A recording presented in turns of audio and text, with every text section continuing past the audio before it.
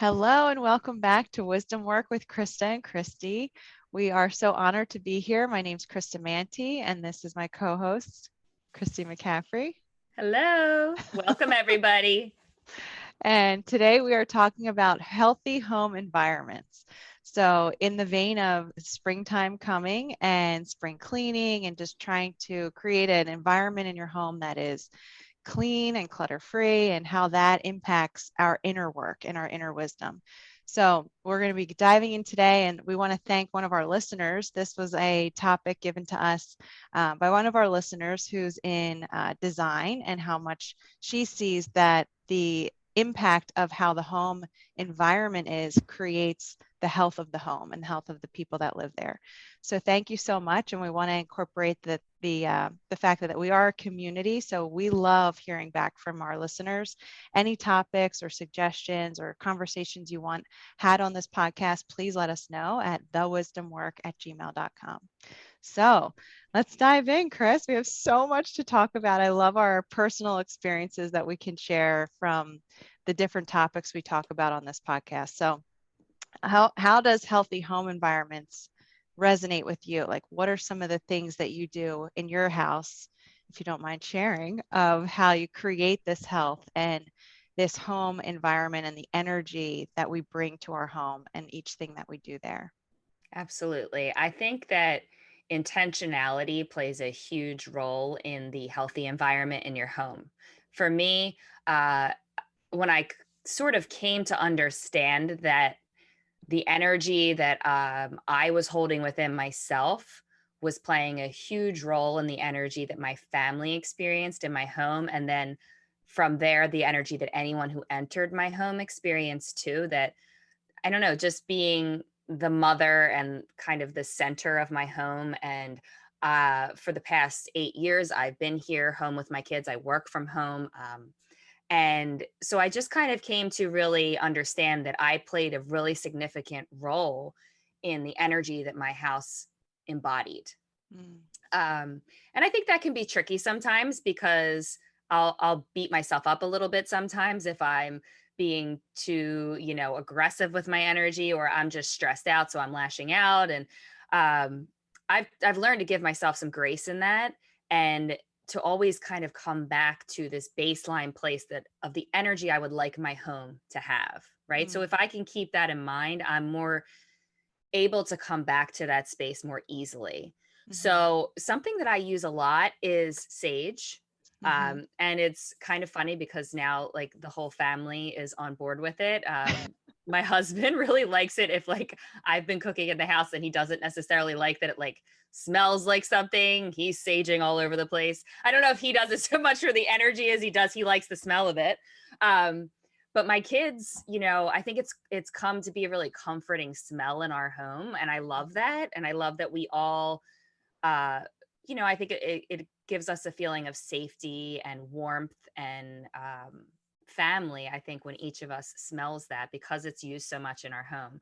And Mhm. for me, I use it on a regular basis to just clear the energy in the house. So, like I'm saying, if I had an experience where I feel like I, like, lost it and my temper was gone, or my patience is gone, and I just kind of took the energy to a level that I wasn't necessarily proud of, or feels like or even if it's not just me, or like the kids had a meltdown, or there was an argument in the house, I like to use the sage as an opportunity to clear that energy in the house. So I will literally walk around every room of the house with the sage, and I'm like, okay, we're going to start over. And what I love about that too is that my kids have seen that, Mhm. and they know that that's what I'm doing.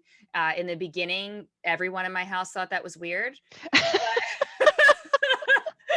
But then they came to understand, and I would say, like, I'm doing this because, like, I kind of want to start over. Like, let's get Yeah. some clear energy in here. And eventually they got on board with it, and they don't see it as weird, and I love that. Uh-huh. So that's a tip for me, that is something that I lean pretty heavily on. I also was just, we were talking about this before we got on, that another part of kind of building the energy in my home is we have fires in our house a lot, especially during the colder months. And it was always something that my husband did.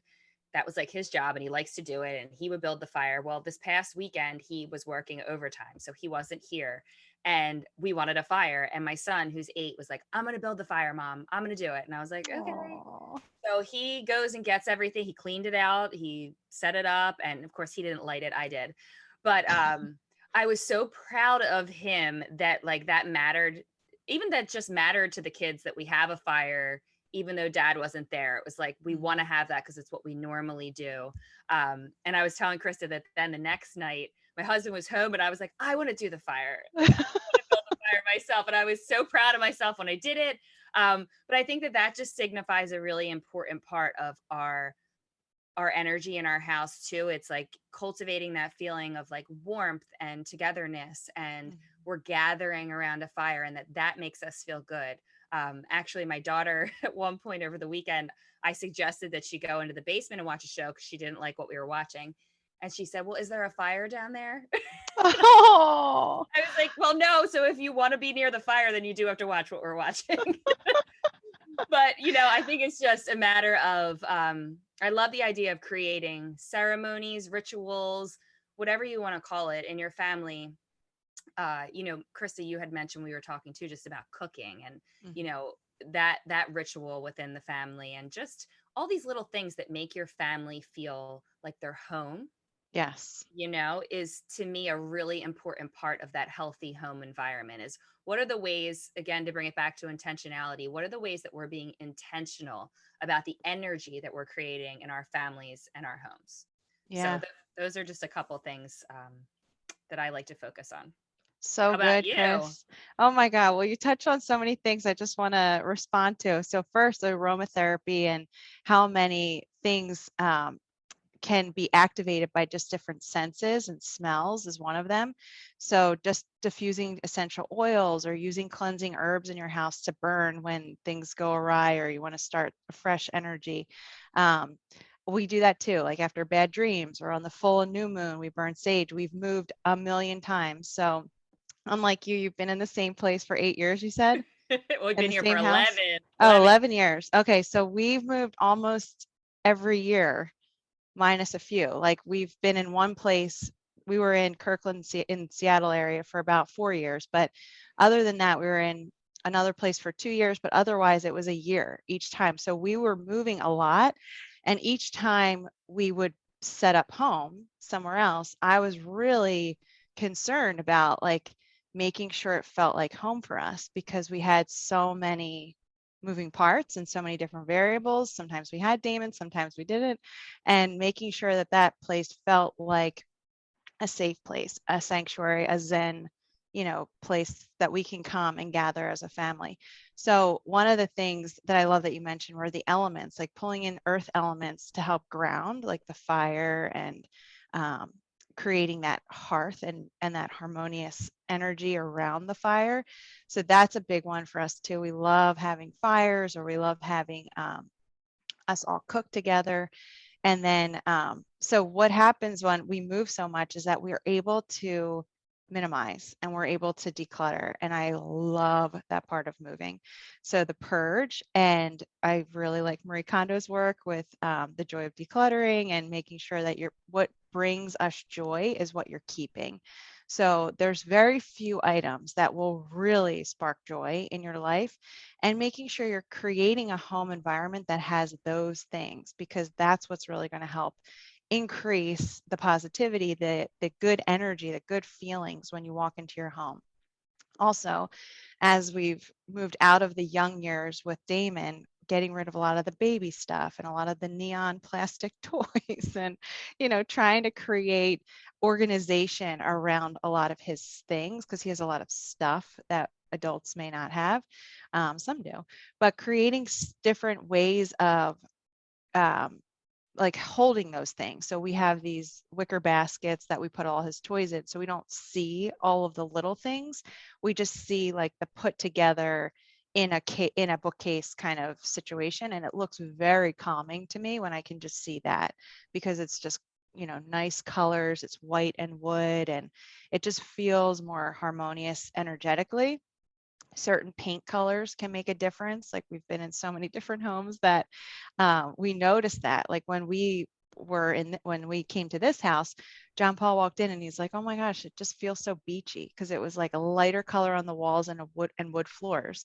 And we're in, Southern California, so we absolutely love it. And it just felt so good to us. Like this is the environment, this is like the type of energy that we've been craving and we've been longing for. So the fact that we walked in and it felt so complete.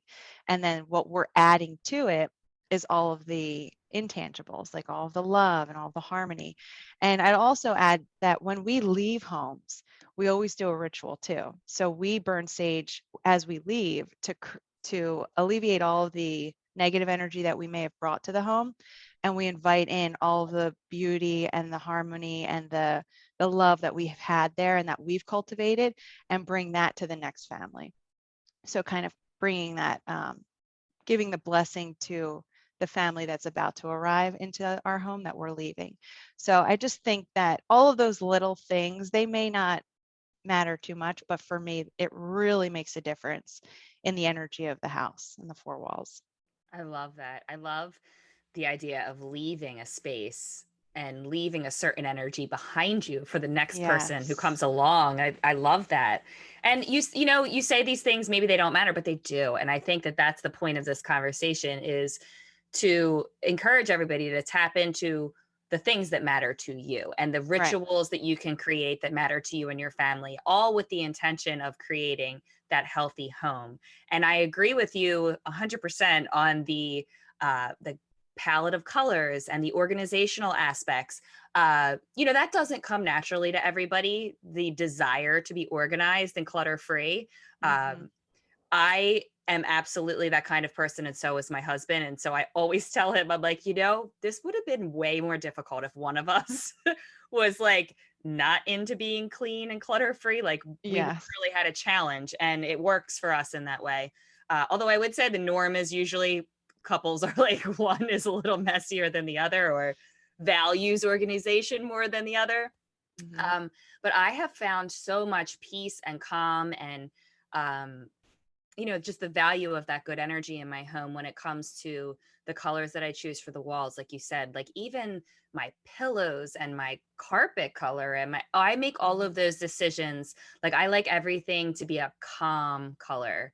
I Yeah, like me too. everything to feel like soothing. It doesn't mean that it's colorless, but I need those colors to be calming. I Hmm. also love bringing in elements. Just recently, there's a new store local to us here in my town that has these incredible plants, um, Oh, indoor house plants. And I think my kids were too much like at an age where I couldn't really have them prior to now, because somebody would be like digging holes in the dirt and like making a complete mess or pulling the leaves off. So I held off until now. And just recently we brought a couple like staple plants in, and my husband and I both were like, whoa, it like mm, shifted the energy of the home totally. to just feel like there was new life in the house. Yes. And every time you look at the plants, you're being reminded of like what they're doing for your air quality in your home, Hmm. and Hmm. what they do just for you energetically to see them there. Especially here, we're on the East Coast, where right now we are in the thick of still dark winter. Yeah. And having elements in your home like that remind you of the outside and remind you of just the ways that you can connect to the earth and plants and flowers. I think that's another really important element, is to bring things into the home that will give you that kind of connection to the outside too.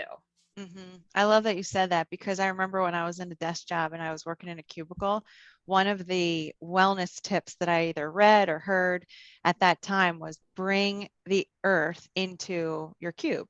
So get a plant or get a picture of your favorite place in nature. It's just grounding. It's very soothing for a lot of us. So I love the idea of indoor house plants. And I know you're a big gardener, so you've cultivated this garden and you eat from Mother Earth right outside your door. So all of that can make such a difference in the home environment.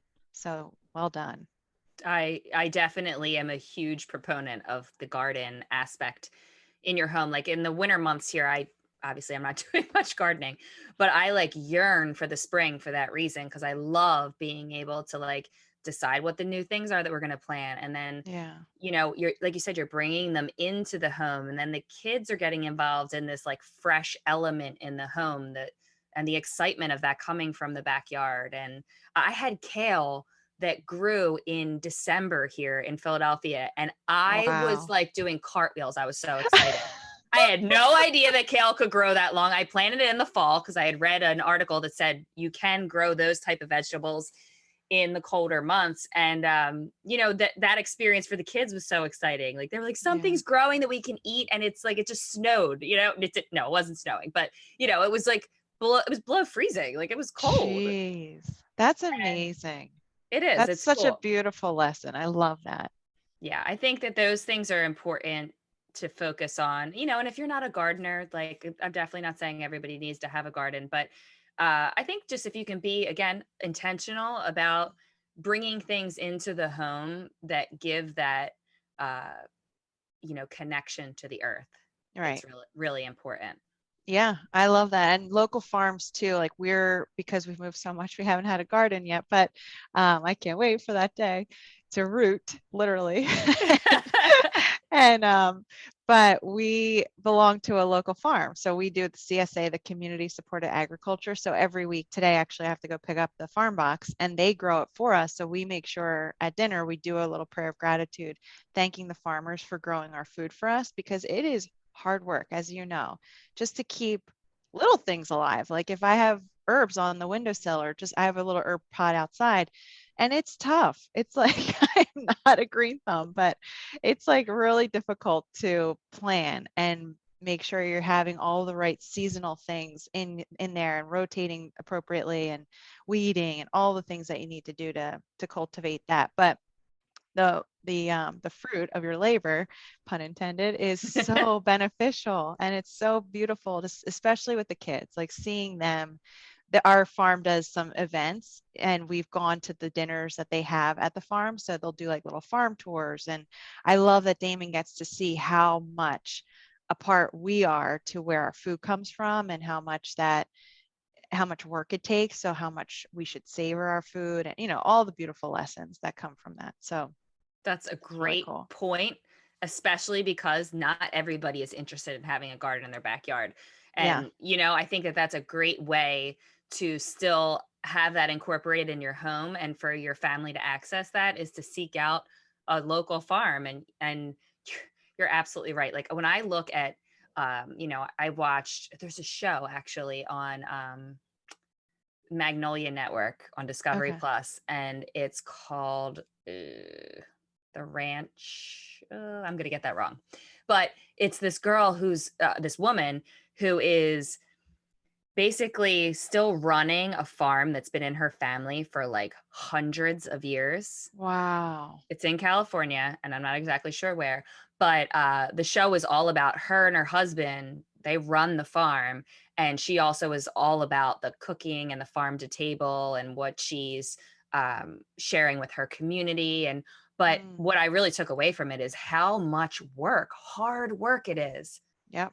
to keep a farm. I mean, this is like a huge ranch going, and like how much we really owe to the people in the agriculture um, field, and Hmm. farmers, and just the ways that we're able to access fresh food. It's Yep. incredible. It is. Yeah, I remember because I was talking to clients about this so much when I was, just starting out. And I would say, organic's good and local's good, support your local farmers and do your CSAs and all this stuff. And I was like, I'm talking a lot about this and I have no clue how to grow food. So I volunteered at Red Hill Farm in Aston when we were still living in Philly. And I did one day a week for 3 hours. Chris, I can't tell you. I was like about to pay them for the hours. I was like, I don't want to do this. It's so hard. It was the Wow. hardest work I've ever done. The lifting, the weeding, the heat, like it was the bugs, like it was so uncomfortable. And I have so much respect and the patience that it takes for these crops to grow and all the love and all the nurturing that you have to do to put into that one season and Yeah. then to harvest, like it really is incredible. It's a beautiful miracle. I would watch these little the little seedlings pop out of the ground. And I was like, oh my gosh, like it was beautiful. So I encourage anybody that is interested to go volunteer at the farms because people are doing it, but I'm sure they need some help or volunteers. But it's just really it's a very interesting experience.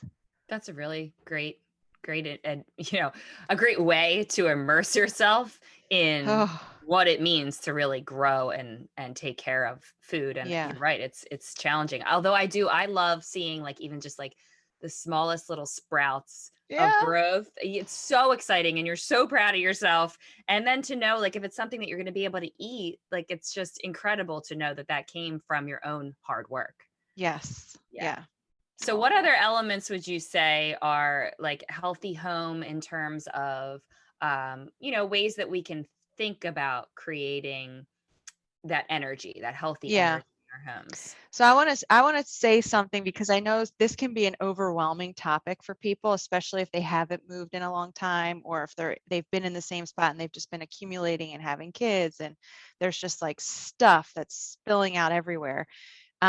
Don't focus on the whole house. Like just take one area. I know some of one of my friends and I were just talking about this as we were preparing for the topic, and she was saying how she had a New Year's resolution to just clear off her kitchen island every night.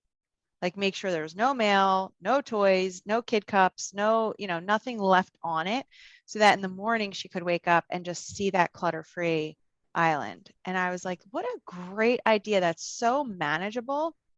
Or it could be like making sure all the dishes are done the night before. Sometimes we'll leave stuff soaking and you just come down and you see something that you're like already behind the eight ball starting out. And it just doesn't feel as good if you come down to a clean kitchen, or it doesn't even have to be the whole kitchen, but areas that you frequent often. Like for us, our dining room table is kind of like center stage in our home. Like when you walk in, the coffee table and the dining room table, if those areas are cleaned off, I feel good walking in. Like I don't see shoes everywhere. I don't see toys left out. I don't see like a cup or a plate or a half drank glass on the, like that kind of stuff. It just makes a difference when you are leaving, just taking that extra couple minutes, factoring it in to clean up. And then when you walk in, notice how you feel and notice how you feel when you walk into more of like a messy area. I know John Paul, my husband, used to consult with different hotel groups, and he was working with one hotel group that said their mission statement was when you walk into that room, when you check into the hotel and you first walk into your hotel room, we we want that experience of the exhale. We Mm. want the traveler to just put their bag down, lay on the bed or sit in the chair and just Oh, like it don't we just all want that for our space? right? Right? That is a mission statement to live by. Seriously, like imagine how that would feel walking into your bedroom, for example, like no clothes anywhere, no extra laundry on the bed or like around, and just feeling like your bed's made. That's another one. Like if you just if you learn nothing from this podcast, like if you just make your bed every day, that will be a game changer. It's so Like not true. walking into not walking into an undone room. You know what I mean? Like So it's just true. little things. And that's, I think, why I hold so firmly to wanting everything to be tidied up. Like my husband and I, at the end of the day, it's after dinner. We both can't actually like sit down to rest Mhm. until the kitchen's clean and we vacuumed and like it's Wow. kind of stressful, but at the same time, I need that at the Yes. and I need to wake up in the morning and feel like it's a clean slate. So in that Yeah. way, it's worth it to me. Like I have set that um, as like our mission at the end of every day because, and like I said, we both enjoy it that way because it's like we can't rest until it's just like clean and tidy and we don't want to wake up to a messy house. But I wanted to say too that I think a lot of this if like, I love that you said like just even take it in small steps. If this whole conversation seems overwhelming to you, um, make the bed or just make it Yeah. an intention to keep I love that, keep the counters clean. But I wanted to talk about how this ties into the wisdom work too. Mm. It's very aligned with the same concept of decluttering your inner world so that you can have peace. It's equally as essential to declutter your outer world to feel Mhm. inner peace. You know, Absolutely. we don't realize how heavy those things weigh on us. Well, just like you said, like if you walk into a room and you're like, oh, I'm already behind the 8 ball because I haven't, you walk into the kitchen, I haven't done the Hmm. dishes yet, and I've got this. Think about how much stress that's already weighing on you before you even start your day, Totally. So Yeah. we have to be mindful of these things if we're really focusing on inner peace and doing all the inner work that we need to do to lead a calmer, more peaceful, centered life, then Mhm. we also really do have to focus on what's within our control in our outer world that Mhm. can create more stability and inner peace on a daily basis, especially starting your day off on the right foot. Absolutely. Chris, I love that you brought that all together so beautifully and eloquently, as you usually do, because this work, the work we talk about on wisdom work, it is not for the faint of heart. Like it's heavy lifting, emotional and energetic work that needs to be done, I believe, in your human experience. And the putting an environment together where you can feel safe and settled in order to go deeper is essential. Like you can't. It's so hard. And I just talked to a client about this recently because she wanted to create a little Zen area where she could do her yoga and do her meditation. And I was like, what a great goal! Because if you don't have that area where you have like your little altar or you have your little area where you meditate or um, you do your journaling or you deepen into yourself, that can be a recipe for an inconsistent practice. So with the spiritual practice that we are encouraging on this podcast is that you want to do this daily. You want to drop into yourself daily and to your higher power and to that universal connection within us all. And some people do it in nature, which is great if you can get outside every day of the year, but I know in a lot of climates you can't. So it's not accessible for everybody all the time. So having that little space in your home, and it doesn't have to be a whole room, it could be, but it could just be a corner, or it could just be an area where you put a shelf of maybe ancestors or a candle or, incense or things that you love that bring you joy, that make you feel calm and peaceful and encourage that dropping in, I think is so valuable. And Totally. for me, it's I mentioned before, I do the sacred start, and it's just like I love having a space in my house or outside. We have a little patio that I love to do it, and it just helps so much. I have a little story. This weekend, my boys went camping. They are doing this thing where they go camping once a month, and it's a little vacation for me. And I plan to not leave the house, and I plan to do like a little silent retreat for 2 days, and I collect all the meditations that I've wanted to do or all of the different things that I've wanted to journal about, and I focus that time on my retreating and going inward. And this time I was very fortunate enough to have cleaners come on that Friday that they left. So I had a clean house Oh, for the 2 days with nobody messing it up. everything that you're describing right now is making me have all sorts of jealous feels. It That was sounds like such amazing. it was such a treat, and I was thinking like, wow, it's talk like in preparing for this episode, I was like, this is so much of the embodiment of what a clean space does. Like it allowed me to sink so deep into relaxation and restoration so that I could give more when they came home. I could reset my nervous system. I didn't have to worry about chores. I was able to just be. And I know that is completely privileged, and I acknowledge that, and I extremely grateful for that. But if you do have the means, or if you do have that little break where you're by yourself for 2 hours or whatever it is, maybe 2 days or a week, just find a clean area where you don't have to feel like you got to do something or a chore that's undone or laundry or whatever, and just be, because it's such a gift. It sounds so luxurious, but it's such a necessity for this kind of work. And it's free. Like I think that it's important to point out that you can carve out even just like an hour for yourself to have this little mini retreat situation where, just like Krista said, you're pulling out some guided meditations that you've been sitting on, or, maybe there's a book you want to read that's like self-help or personal growth, or, Mhm. and creating a clean space for yourself to just sit and allow yourself.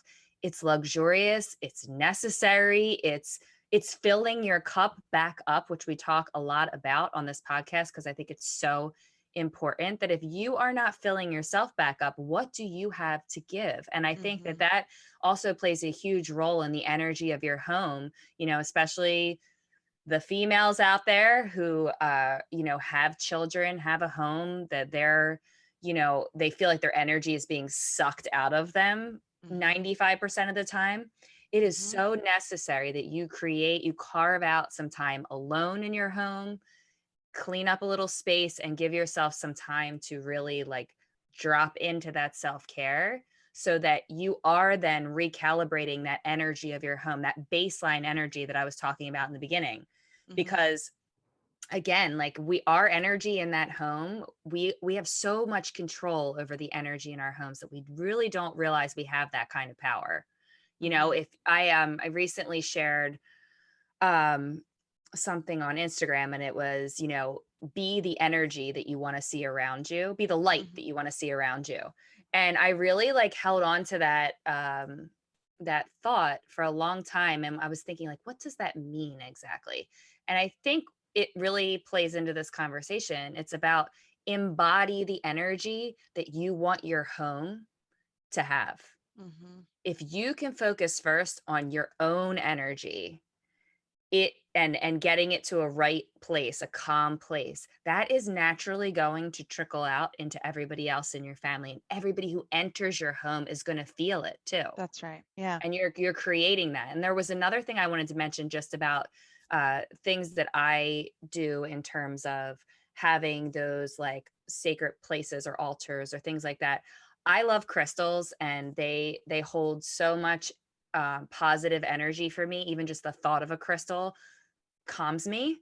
Mhm. Um, and I have crystals in almost every room of the house. So they're either like tucked into a little container that just sits on a bookshelf, or there's a couple that sit on the side of the bath. And like, again, this was just like the sage, this was something that my family thought was totally weird when I started incorporating it into our house. And then slowly everybody got on board. And now, Yeah. like my, the last full moon, I don't even remember when it was. I didn't even realize it was a full moon. I was all caught up in all sorts of like my own stress. And the next thing I know, my kids are lining all the crystals in the house up and the window seal under. And they're like, Mom, didn't you know it's going to be a full moon? And my husband was like, Yeah, didn't you know? And I was like, No, I did not. How did you know? And how Oh. proud am I of all of you that you're like taking my crystals and putting them in the window. Um, Oh. and so I Wow. just think that again, that has become something that like the family shares in, this idea that having these crystals all over the house brings more positive energy into our home. Whether that's true or not, Mhm. it's the concept of the fact that everybody's on board with us trying to raise the level of the energy in our house and Yeah. keep it in a positive place. Yeah. And that is so important to me. At the end of the day, I just want my kids and my husband, like everybody who's a part of this core space in my home, to know this is a place of calm and positive energy at Mhm. the core. If you Mhm. walked into my house any given day, you would probably not say that calm is the word you would use to describe our energy. We are very high energy in a fun way, but we're very high energy. But again, like that, we still understand that the core baseline that we all really want is calm and peace. I'll even say to the Mhm. kids on a day like where we're, stressed out, I'm trying to get them ready to get out the door. And like all of a sudden it will escalate to this energy of like, I'm ready to lose it. Nobody's Mhm. listening to me. I just told you 20 times to tie your shoes. What's going on? And I've now taken to saying, like, okay, everybody, like, realize where we're at. I want to have a Oh. good day. Do you want to have a good day? And they're like, yeah. And the kids will say, okay, let's start over. Oh, how I've beautiful. worked really hard to teach them that, and I'm not always great at it myself. But what's great is that they check me now and they'll be like, I want to have a good day, Mom. Can we start over? And I'm like, Yes, we can sort of her. Sure. But I mean, So beautiful. again, it's the intentionality of, we know where we want to be energetically as a family and in this home. Hmm. So then we have to be aware, and we have to call ourselves back to it and Hmm. keep holding each other to it, and keep cultivating ways to maintain more balance and calm. And overall, that promotes a healthier home. Totally. And I want to just touch on the thinking versus feeling. We're all intuitive beings. And this may not, like the crystals, the sage, the incense, the aromatherapy, the essential oils, like all of these things, there's probably science you can look at with why that it works. But what the biggest thing is, like, don't get too caught up in the thinking of it. Feel it. Like when you feel that calm, when you feel that love, when you walk into some, just think about it right now, just listening. When you can, if you imagine a home that you love visiting versus a home that you feel stressful in, right? Whoa, that's a big one. Like that's the Yes. feelings. We can't pinpoint what it is, but there's just these feelings. We're all intuitive. So we meet people's energy way before we meet them. So you can walk down the street, you don't know these people, but you could sense like, whoa, they're having a bad day, right? Yes. So it's just these little things that over time that cultivates this magnitude of energy of the people that reside in the home, but also the people visiting. And that's one of John Paul and I's big intentions. When we first got married, it was even the priest mentioned it in the homily. It like made me cry because it said like he said something about when we have people over, we want them to feel our love. Like it's almost like um an intention around when you visit us, we will hopefully like fuel your cup and your energy and your like it will make you feel better than when you came in kind of thing. And it's just like it's been the intention, not forcefully, but just like, hey, we want to show up as our highest self and make it make it known that we love you and that you're welcome here and that we want to create a peaceful and fun environment. And um, it's been a real beautiful gift to have somebody like you said, your husband and you are on board. And if you and your partner, those listening, are not on the same page, having this conversation and just doing a little roles and responsibilities of like, okay, hey, you're a cleaner one, so can we make some chores around like each night you do this and I'll take this responsibility on because I like doing these types of things. So it just is these conversations that we can have with our partners and the people that we live with to say, this is the intention. We want a clean and clutter free home. How can we take 2 hours on a Saturday? This is us to go through the garage and like just purge things that we haven't used in the whole year that we've been here, or, just little things that, okay, Damon's growing like a weed. So let's throw out some of his old clothes or give it to donate it to another family that needs it. So those little things, I think chunking it down because it can feel very overwhelming, especially if you're in a home with a family. There's just a lot that can accumulate over the years and that gets stuck in our energetic fields. So when you can purge and when you can be intentional about what you're keeping, that can make a big difference on your inner landscape as well as your outer. Absolutely. Those were great tips. And I think that it's important that we keep bringing into the conversation that it's not it's not going to always be natural to everybody to be motivated to declutter, or but think of the benefits. Think of, let that motivate you. The benefits of feeling freer, feeling more peace, feeling more harmony in your family, in your home. That focus on the end goal to kind of get you there, to start taking maybe even just small steps Mhm. towards that. I was thinking, let's also talk a little bit about today's day that we are recording today. You will not hear this conversation until about a week from now, but Krista and I are recording today on 2/22/22, That's right. and we wanted to talk a little bit just about what the significance of these numbers, this you know what astrology says for this type of date, and how can we take that energy forward into this coming month and into the spring, especially with all this new growth, new opportunity. So tell us, Chris, what is the significance of 22222, and how can we kind of make that something we're focusing on for the spring?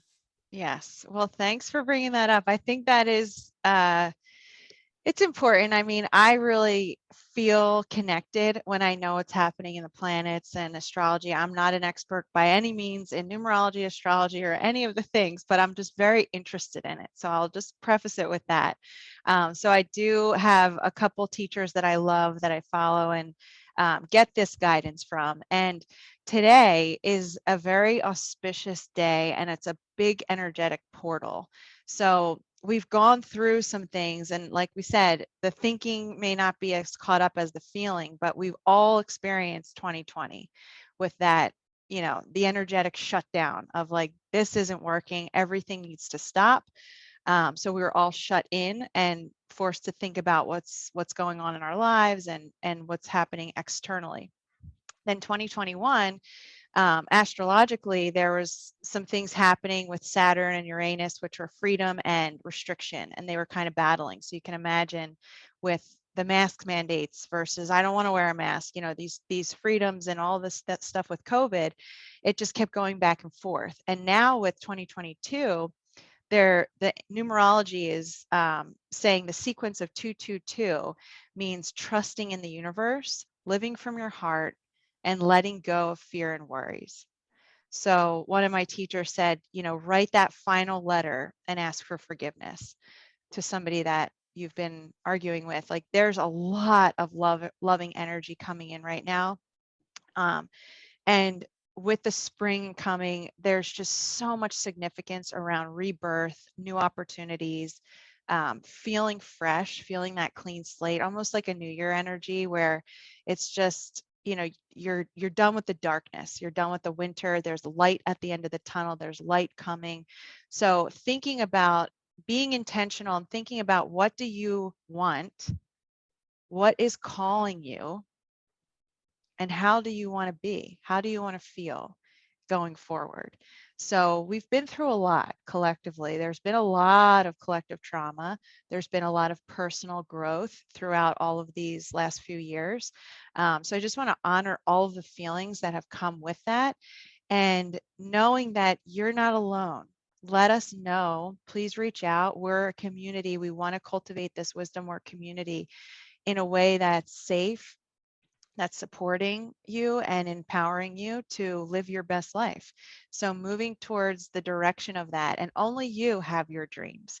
They're not everybody else's dreams. They're really intimate and specific to what your inner wisdom is calling you to do and your mission. So feel free to reach out to us and let us know. We obviously love talking about this. We love all of you listening and feel a real deep connection, even though we may not see you or talk to you directly. We feel the energy, we feel it building. We know that this is the direction Christy and I want to take. And we're going to continue the retreats like we talked about, and creating that ceremony and those rituals that we think are very lost in our culture, and the traditions that we know meant something at one point, and we're trying to bring back with a full heart, something that feels really authentic to us. And we hope that you'll join us either online or in person. Yes. So is Thank there you for anything you want to add, sharing Chris? all that, Chris. Thank you for sharing that. I think that it's a really powerful way to look at this coming month or months. And it's exciting to me when I hear everything that you just said. I think we can all, like you said, acknowledge the personal growth that's happened in our own unique ways over the past 2 or so years. We Mhm, have been pushed to really do a lot of inner work, sometimes whether you were open and willing to do it or not. mhm, This is something that you and I always talk about. We are eager to do, even though it's hard, but I think lots of people were forced to do it, whether they wanted to or not. Just even being stuck in a mhm, spot and for long periods of time. And but how beautiful it is to come to this space now where we get to look back and say, mhm, that was really hard. mhm, The past 2 years was really challenging in its own unique ways for every single one of us. And now, what you're saying with the numerology of this exact date right now, we're able to say, okay, we acknowledge what was and on the mountain we've climbed. Hmm. Now we get to look forward with hope and light and joy and say, what's to come now? It's Yeah. about universal alignment and allowing yourself to be connected to this greater force, this greater energy that's there to support us and now lift us up into a better space. And I just think that that's such a beautiful way to head into spring, to come into new growth, new opportunities, and to have this positive outlook. So I really personally, I enjoyed this conversation about the healthy home, and I hope everyone else did. I think it's just important and necessary to dive into and pick apart these different facets of our lives, right? And the home is just such an important part that we sometimes overlook as Hmm. being as important as it is. And so I really want to thank our listener who brought this up and Yeah. who asked us to talk about this. And as Krista said earlier in the episode, please tell us what you want to talk about, because her and I just love riffing on everything and anything. And it just, I think it just leads to this really like open, natural conversation that we're able to have as a community. Like Krista said, like it's so important to us that this be a community conversation and that everybody involved feels supported, heard, and acknowledged in whatever it is that you want to talk about. We're here to talk about it. And so, again, reach out if you have any topic suggestions to thewisdomwork@gmail.com. Follow us at The Wisdom Work on Instagram. You can also DM us there. And as always, please share your thoughts and reviews and comments either on our YouTube channel or on the podcast itself on Apple or Google Podcasts. We really just would love to hear from you. And it helps us spring this community forward if we have that type of feedback. So please don't be shy. We want to hear from you. And thank you for listening. We can't wait to hop back on with you next month and dive into our next topic.